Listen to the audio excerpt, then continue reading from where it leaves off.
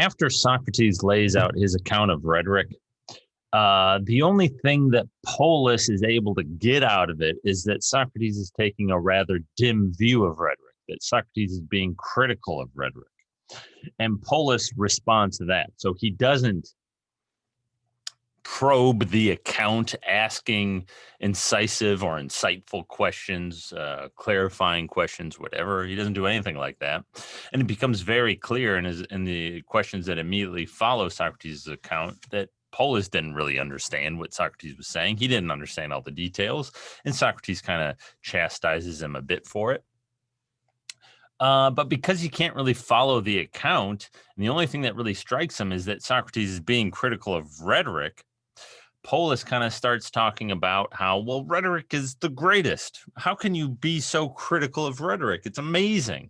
It gives you great power. You can do whatever you want. And this is a springboard then for Polus to develop or kind of lay out on the table his own views. And so that's what we're going to focus on now. What exactly Polus's views are. So Socrates develops that account of rhetoric. Polus can't really follow it. He goes on to something else, and so does Socrates. And so that account of rhetoric doesn't really feature in the discussion that's to follow, although we're going to see allusions back to it in certain ways throughout the rest of the dialogue. What becomes clear is that Polus's ideal, what he thinks a good life consists in, the person who lives a good life is the tyrant. And so tyrants were kind of a feature of the ancient Greek world. City-states, including Athens at certain points, would devolve into tyrannies where there would just be one ruler who had total power, total authority. And Polus's idea here is that the tyrant lives the good life. The tyrant lives the best life. And it's at this point that rhetoric really starts dropping out of the discussion. But how do we get from a discussion about rhetoric to this discussion of the tyrant living the good life? It's not immediately clear in the dialogue. They don't dot all the I's and cross all the T's or whatever. But the idea is something like this. Rhetoric, as we've kind of been, as we talked about earlier, gives you great power. In the kind of ancient Greek context, it would give you very great power. And so rhetoric is a useful tool for acquiring power, concentrating power, centralizing power in yourself. And so the kind of culmination of that centralization of power is tyranny. And so rhetoric is a very useful tool for becoming a tyrant.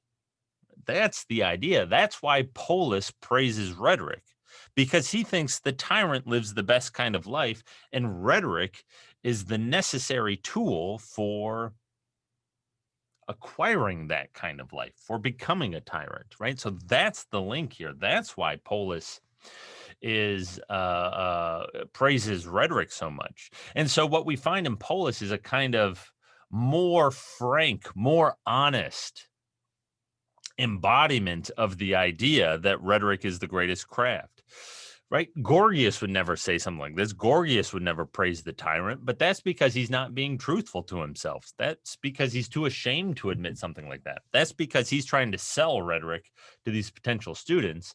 And especially in Athens, they're going to have reservations about tyranny, right? Athens was very proudly democratic. So the tyrant lives the best kind of life. Right. And he tells this story about this tyrant, Archelaus, and we'll talk about it in just a second. But he was a guy who actually existed at the time. He was a contemporary of them who became a tyrant off in Macedon. So this tyrant, this Archelaus guy, that's Polus's ideal. Well, why? Why would, I don't know, of all the things to be into, why tyranny? The idea is what Polus makes clear. Yeah, there's power. And yeah, power is good. But why is power good? Because you can do whatever you want, right? Polus is talking about tyranny for sure, but he's not primarily a political thinker. He's not talking about tyranny as though it's the best form of government, as opposed to, a republic or a democracy or a whatever. He's not interested in political questions. He's interested in ethical questions. And he praises tyranny not for political reasons, but for ethical reasons. The tyrant lives the good life because the tyrant does whatever he wants to do. And doing what you want, that's what a good life consists in. That's Polus's view. And that's really the heart of the matter of the Gorgias. This view of what a good life consists in, doing whatever you want, right? So when Polus mentions Archelaus, when he mentions the tyrant, he talks about how, look, if a tyrant wants some property of yours, he takes it. He has the power to do it. If you're his enemy and he doesn't like you, he executes you. Right. And so the tyrant. And so he gives this example of Archelaus, who like murdered family members of his to acquire his power. Right. They got blood on their hands. They might do bad things. Nonetheless, they live a happy life, according to Polus, because they can do whatever they want. Now, especially with the story about Archelaus, this might seem rather gruesome and kind of gross, disgusting. No one would ever think something like this today. No one would praise the tyrant today. And so, yeah, fine, Polus does, but Polus is just a weirdo. Maybe it was a feature of the ancient Greek world that you had weirdos like Polus running around who praised tyranny. I don't know. True. Okay, sure, fine. We don't have people praising tyrants or tyranny. But this ideal that underlies the praise of tyranny, we do find today. And that ideal is that a good life consists in doing what you want. And indeed, I would say that that's probably the most common ideal for what a good life looks like today. That's the commonsensical, intuitive notion of what a good life looks like. What do you want out of life? Well, you want to get a job, get some money so you can go do what you want, right? That's the idea. That's Polis's idea.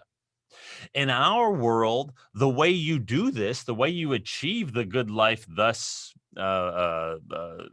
conceived, the way you achieve that is by, getting a job, go get a degree, get a job, get some money. That's how you get to do whatever you want. In the ancient world, things were different. If you really wanted to do what you want, well, you needed to learn rhetoric so you could become a tyrant. So you had all this power. The underlying ethical ideal, the underlying view of what a good life looks like is the exact same, though, right? And this is what's really at issue in the Gorgias. This is what Socrates ultimately is going to argue against, not with Polus, but with Callicles. And so what Socrates and Plato are really concerned with is a view of the good life that is prevalent even today. And Plato and Socrates are going to argue against it. They're going to argue that living your life to do what you want is a mistaken way to live. It's a bad way to live. Now, what Polus stresses in his account, and what Socrates really gets Polus to stress, is that justice is not necessary for living a good life. That one can live a good life without being just. This is clear in the case of the tyrant, but for many of us, this seems to be clear too. So we wouldn't, many of us think something similar, or it's prevalent today to see something like this. And so many people might think that, I want to live a good life. Yeah, I'm not going to go murder a bunch of people or anything like that. I'm not going to go murder my family members or, the kind of thing that Archelaus did. I'm not going to be unjust like that. But, if you have to like fudge a detail here or there, you have to lie about a thing here or there. If you have to cheat on an exam, lie a little bit on your resume or, embellish the truth a little or whatever. I don't know. Right. Whatever. Justice, strictly speaking, not necessary. Look, you got to get the job to get the money so you can do what you want. And if you have to bend the rules a little bit here and there, what's the big deal? Right? That's the same kind of thing. Justice is not really necessary. Yeah, you don't want to be a murderer. Fine. Okay. Yeah, yeah, yeah. But, justice certainly doesn't constitute living the good life. Yeah. And so we find a similar idea today as we find Polus putting forward here, right? Justice is not necessary for living the good life. Now, what Socrates does is he tries to attack this idea that the tyrant does whatever he wants. And so we're going to look at this very quickly. And he does this by claiming that all things that any human being does, they do for the sake of the good. And so Socrates claims that tyrants almost never do what they want. This is a counterintuitive claim. This seems to make no sense at all. Polus is baffled. Polus can't understand how on earth Socrates could say something like this. What Socrates says, however, is that tyrants almost always do what they see fit to do. And so what this indicates, and this can be hard to follow, and it's very clear that Polus simply does not follow it, but we can follow it, right?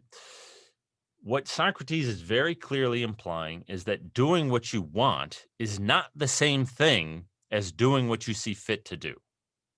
And so what Socrates is going to maintain is that doing what you want, the tyrant never does that, almost never does that. They really only ever do what they see fit to do. Okay, what's this distinction? Socrates claims that all people want what's good. And he thinks this is true. We all want what's actually truly good, even if we don't know what that is. And so people might have mistaken ideas about it, right? I might think that, drinking myself stupid every night, that's good and that's what I want. Socrates' idea is that if you could convince me that that's not in fact good, that that's bad, that I'm going to wreck my relationships, I'm going to wreck my health, that I should devote myself to other things and so on. If someone could persuade me of that, and that drinking myself, getting plastered every night is not in fact good, I'd stop doing it. Why? Because I want what's actually good. And if I'm doing that, right, I must in some sense think that that's what's actually good. Otherwise, I wouldn't do it, right? We all want what's actually truly good.